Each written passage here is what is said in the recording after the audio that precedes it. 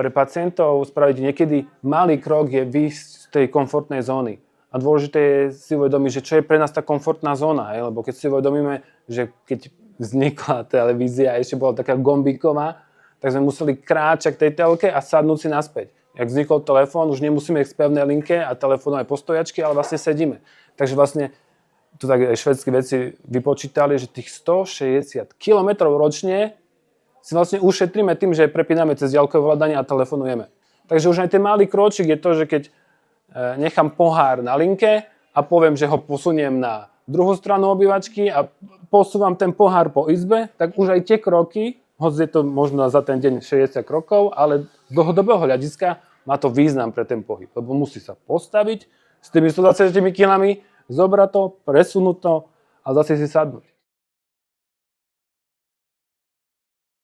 Vítame vás, milí diváci, aj v mene spoločnosti Fabulo na 2. ročníku konferencie Interreha v Banskej Bystrici.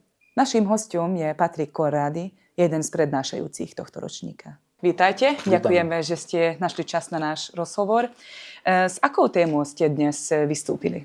Dneska som mal prednášku v rámci Centra manažmentu obezity, ako pracovať s pacientmi, ako ich vlastne nastaviť na tú cestu liečby, aby chudli tak, aby si to aj neuvedomovali. Aby to bolo pre nich prirodzené a udržateľné. Mohli by ste našim divákom vysvetliť, čo by mali vedieť o obezite z pohľadu rehabilitácie? No, najdôležitejšie je si uvedomiť to, že to je diagnóza a mal by to dostať do rúk lekár. Aby si vlastne uvedomil ten pacient, že to je závažná vec. Bo niektorí ľudia si to berú tak, že mám veľký pupok, lebo to moje dedo mal, moja mama mala a proste je to dedičné. Máme takúto zaužívanú tú kuchyňu, ktorú sa vlastne dedíme. Ale dedíme si taktiež aj ochorenia, ktoré sú váhanostné kĺby, opotrebovanie, bolesti krčnej chrbtici a potom rôzne aj tie diastázy brušnej časti a rôzne problémy, cukrovka druhého typu a tak ďalej a tak ďalej. Takže čo by mali vlastne vedieť tí fyzioterapeuti, tí pracujú s tými pacientmi s obezitou, že majú si dávať hlavne pozor na to, čo rozprávajú k ním a akú liečbu nastavia. A hlavne, aby neboli prísni, ale aby vytvorili priestor na tú zmenu. A aké sú možnosti rehabilitácie pri obezite? Konkrétne. Rehabilitácia pri obezite nemá žiadne obmedzenia. Či toho pacienta dáme do bazéna a cvičíme v bazéne, alebo cvičíme s ním pilates, alebo ho dáme na silový tréning do fitka, čo je tiež pre neho veľmi prínosné, keď si uvedomíme, že ten pacient, napríklad si zoberieme pacienta, čo má fakt, že morbidnú obezitu, tak on má 185 kg. A keď ho dáme na leg press, aby si zacvičil, tak my tam musíme dať aspoň tých minimálne 200 kg, aby mal nejaké to záťaž. Keďže on vlastne každodenne, keď sa postaví zo stoličky alebo z postele, zdvíha tých 185 kg.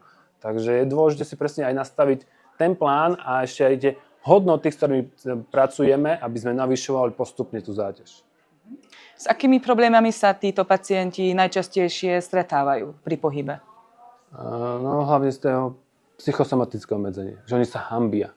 Lebo keď chcú ísť niekde do fitka si zacvičiť, tak si vedomia, že tam sú 23-ročné dievčatá, ktoré majú veľmi pekné leginy, sú tam chlapci, ktorí sú vyšportovaní a vlastne oni tam prídu v takom starom otrhanom tričku, ktorý doma našli a si vedomia, že oni tam nepatria. Ale práve to je naopak, lebo to cvičenie má byť hlavne pre tých, ktorým to má pomáhať. A druhé sú presne tie bolesti kolien, bolesti chrbta, a hlavne ten stresový faktor, že nedávajú svoje zdravie na prvé miesto. A niekedy je veľmi dôležité, hlavne pre tie matky s deťmi, keďže po tehotenstve sa telo celé mení, a ak ešte keď je komplikované, alebo má viacero detí, že naväzujú na sebe tie pôrody, tak vlastne nebol čas pre tú rekonvalescenciu toho tela. A vlastne ono pokračuje v niečom, čo nefunguje. A aj to je ten veľký problém, ktorý potom súvisí aj s bolestiami krížov, bolestiami kolien a môžu chodiť k ortopédovi. A keď je problém v rámci toho brucha a podbruška a potom sa vyzeruje bolesť do kolien, tak lekári na ortopédii nič nenájdu a povedia, že kolena má dobre, že musí iba schudnúť. Ale presne sú aj tie ciele, ako nastaviť to tak, aby to fungovalo.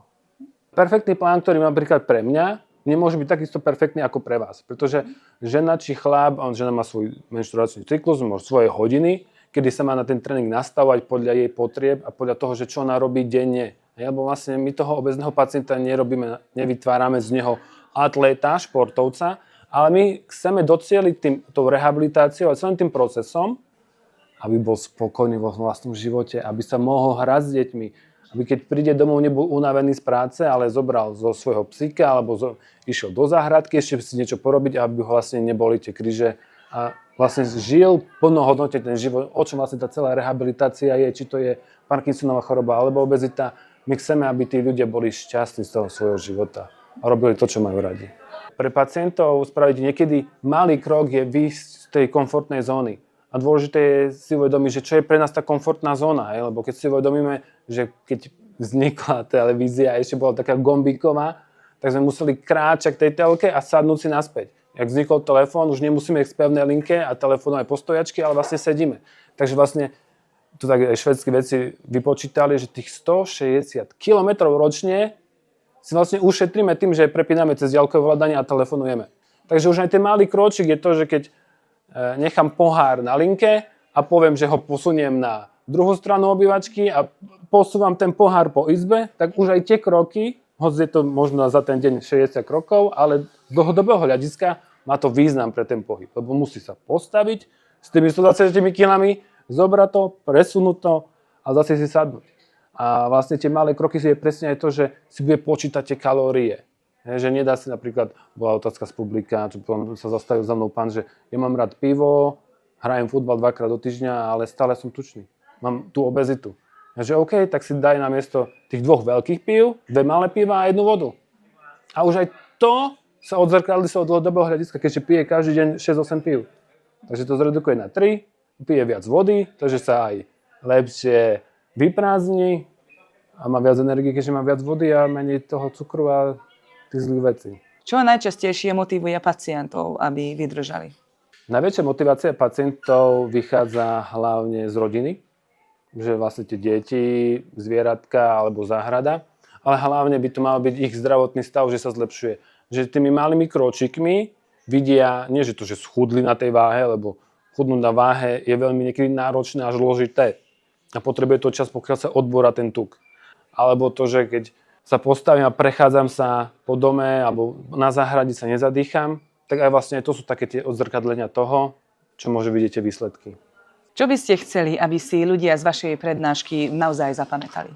Z mojej prednášky som chcel, aby si tí naši fyzioterapeuti, čo študujú a ktorí vykonávajú tú fyzioterapiu, uvedomili, že tú psychohygienu, že vlastne my nie sme zodpovední za šťastie napríklad toho pacienta a tak ako ja nie som zodpovedný za šťastie svojich rodičov, lebo ja nemôžem robiť všetko preto, aby boli oni šťastní. Ja, čo môžem robiť iba je to, aby som bol ja šťastný. A vlastne odčleniť si ten pracovný čas. Že toto, OK, tu som v práci, tu dirigujem, tu rozkazujem, tu cvičím, ale keď prídem domov, tu som Patrik, ktorý má manželku, ktorý má malé dieťa a venujem sa rodine. Aby som vlastne s tými myšlienkami z práce vedel to nejak odseparovať a povedať si, OK, dostal všetko, čo chcel ten pacient. Ja som ho nasmeroval na tú správnu cestu a už je iba na ňom, či sa mi ozve a či bude so mnou komunikovať na tých určitých bázach, ako sa dohodneme, či bude držiavať ten nejaký plán, ktorý si on sám stanovil a keď nie, tak bohužiaľ nie je to moja zodpovednosť, že keď sme sa dohodli, že bude cvičiť a on sľúbil, že bude vykonovať tie činnosti, ktoré má rád, ktoré si on sám vybral, niektoré som mu ja nadiktoval, tak tam je niekde iný problém. Hej? A to je presne ten problém, že výjsť z komfortnej zóny napríklad.